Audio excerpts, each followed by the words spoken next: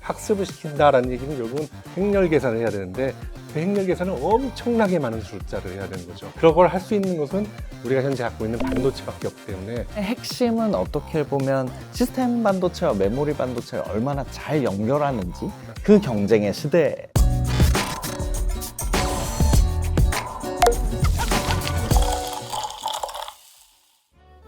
네, 안녕하세요. 세상을 바꾸는 기술 그 이면의 판도를 읽어보는 시간, 테크사이다의 진행을 맡은 과학 커뮤니케이터 김태훈입니다.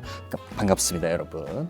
AI가 산업의 중심으로 떠오르면서 반도체 시장 다시 뜨겁게 움직이고 있습니다. 여기서 자연스럽게 이런 궁금증이 생기는 것 같아요. AI는 프로그램이 아닌가? 이런데 왜 반도체가 중요한지, 뭐 GPU부터 시작해서 HBM 뭐 이런 단어들, 시스템 반도체 이런 단어들이 AI 뉴스에 사실 엄청나게 많이 이제 따라서 붙고 있거든요. 그래서 오늘은 최리노 교수님과 함께 AI 시대에 왜 다시 반도체가 이렇게까지 많이 중요해졌는지, 이 변화가 설계 방식과 엔지니어의 역할을 어떻게 바꾸고 있는지 한번 들어보도록 하겠습니다. 네, 교수님 안녕하세요. 예, 안녕하세요. 저는 인하대학교 신소재공학과에서 로직 반도체 CMOS의 소자와 공정을 연구하고 있는 최리노입니다.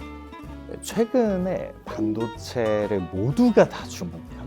물론 주식 때문인 것도 있겠지만 AI 얘기가 나오면 반도체 얘기가 정말 많이 나오는데, 반도체 시장이 단순히 다시 커지고 있다, 경쟁이 치열해졌다 이런 흐름만 짚으려는 건 또 아니잖아요. 주가 때문에 아무튼 관심이 많은 건 확실합니다. 그런데 이 반도체라는 것은 제가 항상 말하는 얘기지만 도구입니다. 어떤 도구. 반도체는 지금 원래대로라면 컴퓨팅을 위해서 사용되던 것인데 AI를 만들기 위해서 빌려온 겁니다. 기본적으로 로직 반도체는 빨라야 된다, 메모리는 더 많은 용량을 저장해야 된다 였는데, AI에 오면서 이 저장된 것이 얼마나 더 빠르게 전달해서 계산할 수 있느냐가 굉장히 중요한 부분이 됐죠. AI 시대가 되면서 어떻게 하면 데이터를 갖다가 효율적으로 전기를 덜 쓰면서 빨리 공급해 줄 수 있는 것이냐.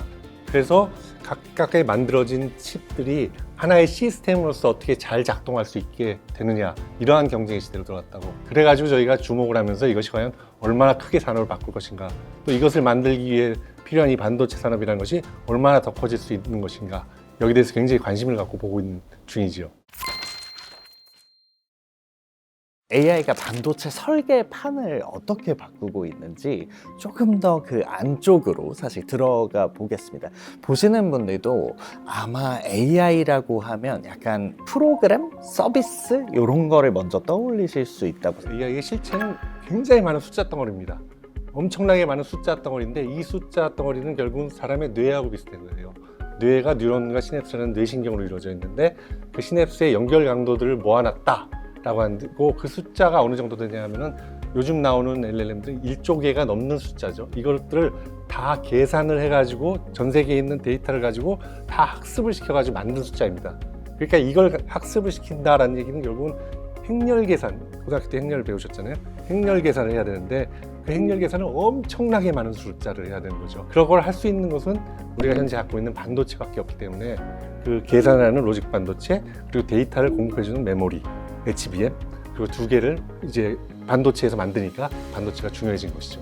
저희가 데이터 센터 요즘 얘기도 많이 나오잖아요. 그럼 그 계산들을 뭔가 열심히 하는 그 공정이나 이런 것들을 생각하면 좋은 반도체와 어떤 하드웨어가 있더라도 뭔가 전력 문제, 맞습니다. 발열 문제도 굉장히 심각할 것 같은데, 데이터 센터 입장에서는 이게 뭐 비용이기도 할 거고, 그리고 기기 안에서는 배터리나 성능 문제가 될 것 같은데, 이 부분에서의 반도체의 역할은, 그리고 현재 연구의 흐름은 어떻게 되고 있는 건가요?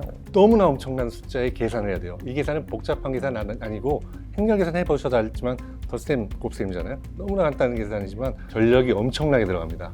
그러니까 보통 이제 데이터 센터 하면은 몇 기가를 쓰는데, 기가와트는 원자력 발전소 1개, 그 정도 수준인데, 그걸 어떻게든 줄여야지 되는 거죠. 왜냐하면 그 AI를 만든다라는 것이 학습이고, 그 만들어진 AI를 사용해서 무엇인가를 한다라는 게 추론인데, 그렇게 하기 위해서 전력을 많이 쓴다, 이러면 남는 장사가 아니니까 이걸 어떻게든 줄여야 되니까 전력을 덜 먹는, 계산을 할 때도 전력을 먹지만 이 계산을 하기 위해서 데이터를 공급할 때 엄청나게 전력이 많아집니다.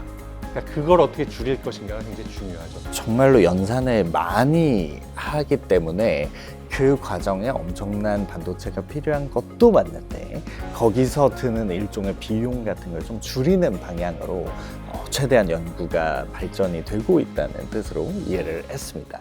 대한민국이 어쨌든 반도체 강국이잖아요. 반도체라고 하면 흔히 메모리 반도체를 먼저 떠올리는 것 같습니다. 그런데 AI 뉴스를 보면 사실 메모리뿐만이 아니라 뭔가 시스템 반도체 얘기도 나오고 반도체에도 여러 종류가 있는 것 같거든요. 그러면 이 여러 종류들 어떤 차이가 있는지 좀 여쭤보고 싶습니다. 예, 그래서 기본적으로 폰노면 컴퓨팅에 사용됐던 것이 반도체이고 그래서 발전한 것이고 폰노면 컴퓨팅이라는 CPU, 그러니까 계산, 연산을 하는 로직 반도체, 시스템 반도체라고 부르죠. 그다음에 또 소프트웨어의 정보를 전달해주는 메모리 반도체. 그 메모리에는 뭐 D램, 낸드 플래시 메모리, 그다음에 이제 뭐 스토리지 이런 것들이 있죠. 엄청나게 많은 양의 계산할 거리들을 공급해줘야 되잖아요. 그걸 담아놓는 창고가 메모리, HBM이라고 부르는 메모리라고 생각하시면 되고 그걸 받아서 계산하는 것이 GPU라고 생각하시면 됩니다. 의 핵심은 어떻게 보면 시스템 반도체와 메모리 반도체를 얼마나 잘 연결하는지 그 경쟁의 시대. 그렇죠. AI라는 그 뇌라는 것을 만들기 위해서는 정말로 너무나 우리가 상상할 수 없을 만큼의 많은 연산이 필요해요. 그 연산을 하기 위해서는 데이터를 공급해줘야 되는데 그것이 과거의 폰노이먼 방식의 컴퓨팅에서는 PCB에서 두 개가 만났는데 그 줄이 몇 개가 없어요. 길이. 지금은 그게 그 길이 엄청 넓어져야 되고 공급되는 양이 엄청 많아져야 되기 때문에 이 데이터 이동이 굉장히 제일 가장 중요한. 여기서 또 자연스럽게 HBM 얘기가 나오지 않을 수 없을 것 같습니다. 사실 주식에서도 항상 나오는 게 HBM이 관건인 것 같거든요. 그러면 이렇게 많이 들었는데 사실 정확히 제가 모르고 있어서 HBM이 뭐고 왜 중요한지 좀 여쭤보고 싶습니다. 하이 밴드 위스 메모리라는 것은 말 그대로 대역폭이 굉장히 넓은 메모리를 얘기하는 거죠. 그러니까 굉장히 많은 양의 데이터를 한꺼번에 주고받을 수 있도록 만든 고대역폭 메모리를 HBM이라고 부르는 거예요. 밴드위스라는 건 뭐냐면은 길이 많다는 거예요. 길이.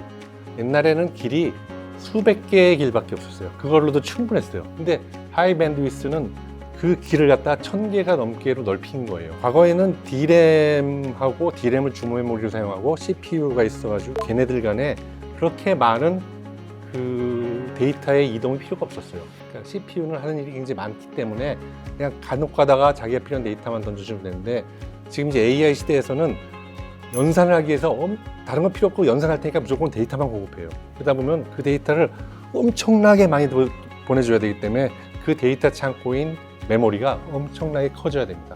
이것이 엄청나게 크게 하는 방법은 얘를 한 면만 사용해서 공급하는 것이 아니고 여러 층으로 쌓아서 그 창고를 더 크게 지을 수밖에 없는 거죠. HBM은 그렇게 큰 창고라고 생각하시면 돼요. 그걸 갖다가 수직으로 뚫어가지고 구멍을 뚫어가지고 엘리베이터를 갖다 수천 개를 1000개를 갖다 설치했다고 생각하면 돼요. 그래서 그것이 1000개가 넘는 것으로 연결돼가지고 GPU에 공급되도록 그렇게 쌓아 올려서 만듭니다. 예전에는 뭐 왕복 2차선에서 4차선 정도였다면 지금 정말 HBM이라고 부르는 친구들은 도로지만 정말 광폭의 넓은 도로라고 생각을 해야겠군요.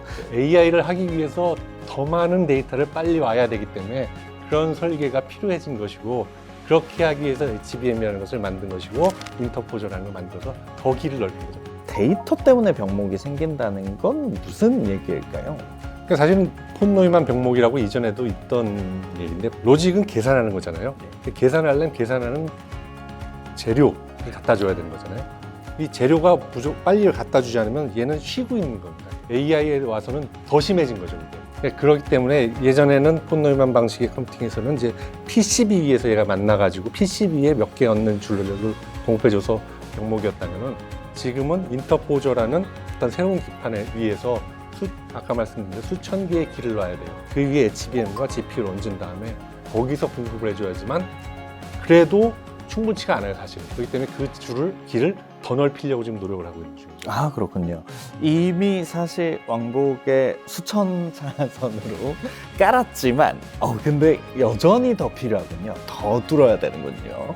상대적으로 그 길을 넓히는 것들이 그렇게까지는 중요하지는 않았던 시절에서 현재 흐름이 길을 넓히는 게 너무 중요해졌기 때문에 왜냐면 너무나 많은 연산을 해야 돼요. 예예예. GPU 옆에 어떤 HBM을 가깝게 배치하고 좀 이제 연결 구조를 잘 만들어서 빠르게 병목 없이 가는 게 좀 중요해진 흐름이라고 이해를 하면 아마도 될 것 같습니다.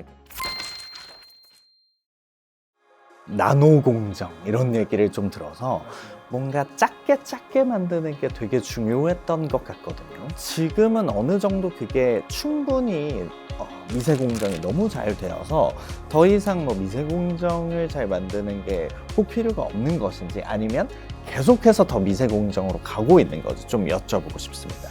소자학 공정에서는 미세화는 여전히 중요합니다. 왜냐하면 미세화가 전력을 덜 쓰게 하고 그 다음에 더 빠르게 만들어주는 유일한 방법이에요. 우리가 여태까지 알고 로직 반도체, 그러니까 GPU라든지 CPU를 만들면서 그 숫자를 줄여간다는 얘기는 더 빠르고 더 전력이 적게 만드는 것, 그런 어떤 재료, 소자들을 만든다라는 거거든요. 그건 여전히 중요합니다. 그 부분은 계속될 거고요. 작게 만드는 게 한계는 분자 크기예요. 분자 크기에 가까이 가면은 작아질 수가 없는 거죠. 더 이상 작을 수가 없으니까. 실제로 근데 우리가 지금 만드는 것이 점점점 분자 크기에 다가가고 있습니다.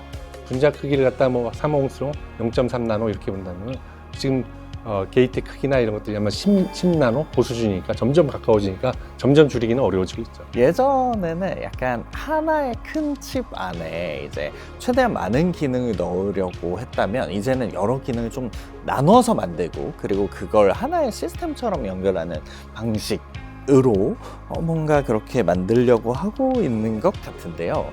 이게 어떤 뭐 패키징, 칩넷, 뭐 3D 척층 이런 것들을 전 사실 잘 모르는데 들어는 봤습니다. 패키징이라는 건 뭐냐면 이렇게 다이들을 만들어서 다이를 자른 다음에 그 다이들을 보호하기 위해서 어떤 EMC란 몰딩을 쓰고 거기에 이제 전선을 빼주는 걸 패키징이라고 과거에는 불렀죠. 지금은 그 웨이퍼를 자른 다음에 걔네들 적층을 하는데 특히 더 통로를 많이 만드는 그런 어떤 기술을 통해 가지고 붙이는 것, 그것을 칩넷이라고 부릅니다. 그러니까 작게 만들어서 얘네들을 갖다 뒷단에서 붙여보자. 근데 붙이는데 통로를 많이 만들어보자. 그게 이제 칩넷이죠. 근데 그 칩넷에 가장 통로를 많이 만들 수 있는 방법은 이렇게 평형하게 양옆으로 놓는 것이 아니고 아래 위로 쌓아가지고 아래 위로 연결하면 더 많은 통로를 만들어줄 수가 있죠. 그게 바로 3D 패키징이라고 부르는 부분이고, 이제 그런 방식으로 다이는 작게 만들되 통로를 더 많이 만들어서 붙여보자. 근데 일반적으로 그 반도체 설계라고 그러면은 그 다이 안에 내부의 어떤 펑션들이라든지 어떤 것들을 어떻게 배치하고 어떻게 할 것인지를 보통 설계라고 불렀죠. 네. 과거적인 의미에서는. 그래서 그걸 얼마나 퍼포먼스, 그러니까 성능을 좋게 만들고 얼마나 전력을 적게 쓰고 어떻게 에리어를 줄일까. 그러니까 그 다이 내에서 일을 갖다 보통 설계라고 불렀는데, AI 시대가 되면서 AI에 필요한 반도체를 만들면서 그런 어떤 다이 내에서 일뿐만이 아니라 아까 얘기한 HBM하고 어떻게 가까이 붙일 것이냐, 아니면 어떻게 하면 전력을 갖다 덜 쓰게 할 수 있는 시스템을 만들 것이냐, 이것이 전체가 다 중요해지게 된 상황이죠.